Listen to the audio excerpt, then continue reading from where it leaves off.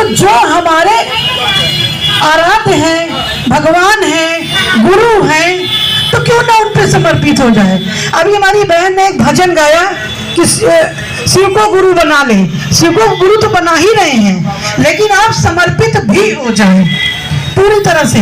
दुनिया से मैं हारा, मैं आया तेरे द्वार, यहाँ से घर हारा तो कहाँ जाऊंगा सरकार। सत्य है, सच में यहाँ जितनी बहनें बैठी हुई हैं सभी का कोई ना कोई अनुभव होगा, और सभी बचपन से किसी देवी देवता सब पर विश्वास करती रही होंगी, पूजा पाठ करती रही होंगी, भगवान मानती रही होंगी, माता पिता भाई बंधु बहन सब मानती रही होंगी।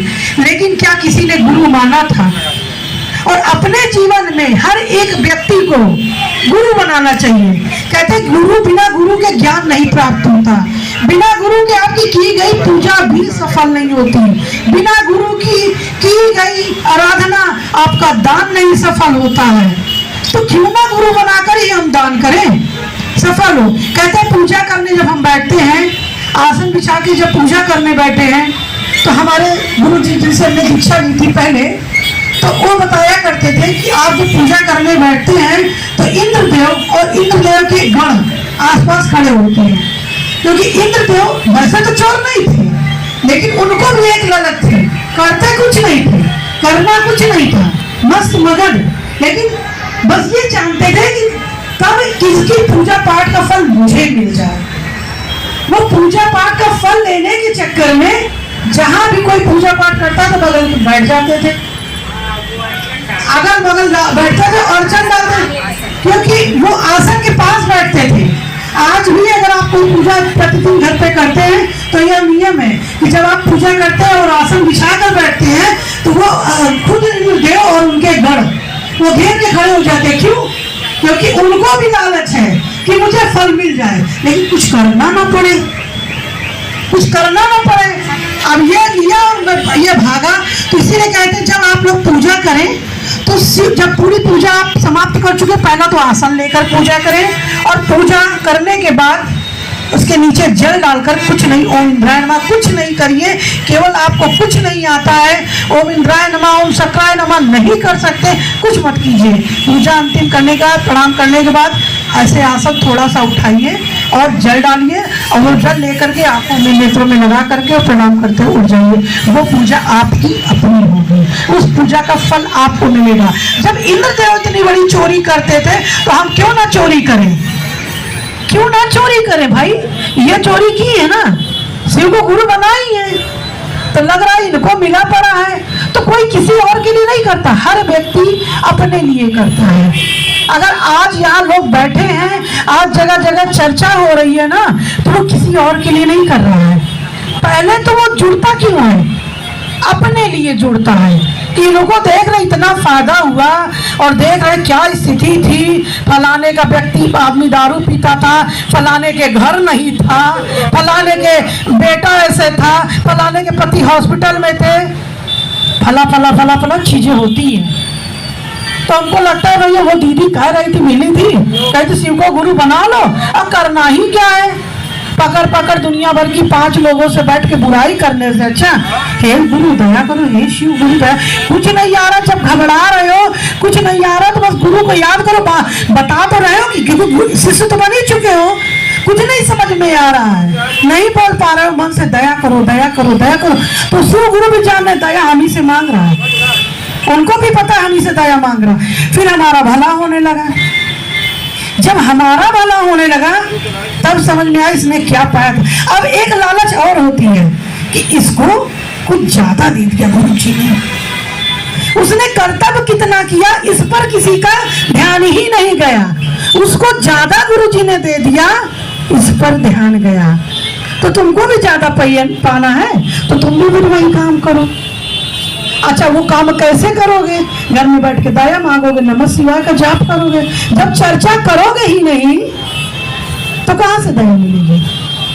और कहते हैं लाभ, अगर आप कुछ करते हो उसका लाभ होता है, लाभ होता है। किसी का अगर आप लाभ करते हैं या आप किसी का भला करते हैं, भला का उल्टा लाभ, लाभ का उल्टा भला। अपना लाभ कर रहे हैं, अपना लाभ हम कहते मत करिए किसी का भला। अभी तक यही बोलते थे ना कि भला करो लाभ होगा, भला करो लाभ होगा। आज हम ये कहते हैं कि अपना लाभ करो भला होगा। लाभ कैसे? कि अपने स्वार्थ के लिए करो तो कि हम 10 लोगों से अगर चर्चा करेंगे, क्यों चर्चा करेंगे? क्योंकि जितना चर्चा करेंगे उतना ही हमको लाभ होगा, उतना ही हमको लाभ होगा। तो तुम अपने लाभ के लिए चर्चा करो और दूसरों का भला और तुम्हारा लाभ निश्चित है। कोई ऐसा व्यक्ति नहीं है कि पूजा पाठ नहीं करता हो। और सबसे बड़ी चीज हमारे महादेव के साथ जुड़ने के बाद हरिनानंद भैया को जितनी बार धन्यवाद दें, कोटि कोटि प्रणाम करें, नीलम दीदी के चरणों में अगर हम लोग गिर जाएं तो धन्य है वो लोग और धन्य है हम सब जो शिव गुरु से जुड़ने का मौका मिला। अभी हम सोचते हैं, कभी कभी हम सच बात बता रहे हैं, कोई ऐसी पढ़ी लिखी बात नहीं, हम कभी कभी सोचते हैं कि हमारे ऊपर बड़ी परेशानियां आई, बड़ा संघर्ष किया, ये चीजें रही, वो चीजें रही, ऐसी सी विकट परिस्थितियां आई। हमारे पति के बारे में आप लोगों ने जाना लगा कि मतलब अब बस सब अंत हो चुका है। लेकिन करते करते करते कोई भी चीज कभी बुरा नहीं होता है। जब हुआ तो मुझे लगता नहीं, पापा मम्मी अगर कहीं रईस खूब खानदान में शादी किए होते ना, कोई चिंता नहीं होती, खूब पैसा होता, खूब मौज करते, एक से एक पहनते ओढ़ते। अभी क्या है, बच्चों की फीस जमा करनी तो यहाँ कटौती, वहाँ कटौती, ये कटौती, रिश्तेदारों में जाना है ऐसा उनको साड़ी देनी, अपनी साड़ी रखी उठा के दे देते। कितना कष्ट हो रहा है। घर में रोटी बनी हुई है, लग रहा है दाल बड़ी महंगी है, अब सब्जी बना लेते हैं रसा डाल के, करते हैं, सब करती हैं। नहीं है तो सलादी रोटी। टमाटर महंगा हुआ 180 रुपए किलो, 200 रुपए किलो, 50 रुपए का 4 टमाटर, नहीं खा पा रहे। तरह तरह की चीजें आती दिमाग में, आती होगी, सभी के आती होगी, तरह तरह की चीजें आती हैं। अब देखो हमारा कितना कष्टमयी जीवन। अब हम पुल पार करके आ रहे, पैदल आ रहे, रिक्शा कर रहे, फिर यहाँ आ रहे, कष्ट तो बहुत हो रहा है। काश बड़े घर में, रईस घर में होते, एसी चला के ऐश कर रहे होते, क्या मतलब था दुनियादारी और ऑटो टेम्पो घूमने का। बड़ा कष्ट है शरीर को, बड़ी तकलीफ है, छटपटा रहे हैं। अभी देखा आपने, सोचा होगा कितनी तकलीफ, लेकिन अंत में जा करके जब अपने मन को हटा करके और शिव गुरु के चरणों में लगाते हैं, हरिंद्रानंद भैया को याद करते हैं, तो धन्यवाद भैया। हर जन्म में आप ऐसे ही जन्म लीजिए और लोगों का कल्याण कीजिए। और हमारी ये चाह है कि आप ही के इर्द गिर्द हम भी रहें। हम भी शिव को जानते थे, लेकिन गुरु बनाने का विधान नहीं पता था। और आप तो निस्वार्थ भाव से ये काम किए, तो वही निस्वार्थ भाव हम लोगों में आ जाए। जब यह सब सोचते हुए मन घबराता है, गुरु दया करो, हे गुरु दया करो, नमः शिवाय क्या जाता है, फिर लगता है नहीं, बहुत सही हमारे साथ है। ये जो मेरे जीवन में कष्ट आ रहे हैं कि 4 रोटी में 2 पति को दे रहे हैं, एक बच्चे को मेरा पेट भरा है, रिक्शे से चल रहे हैं, अपने जीवन यापन में इतनी कठिनाइयों का सामना कर रहे हैं, रो रहे हैं, तरस रहे हैं, तड़प रहे हैं। अगले ने सोने का हार पहना है, हमारे पास आर्टिफिशियल पहनने को नहीं है, हम बहुत तड़पण में हैं। लेकिन जब यह सोचते हैं, हे गुरु आप हो मेरे साथ, तो लगता है नहीं, मेरे माँ बाप ने भी बड़ा सही किया था, जो ऐसा जीवन साथी, जो ऐसे परिवार में मेरा ब्याह कर दिया या जन्म दे दिया।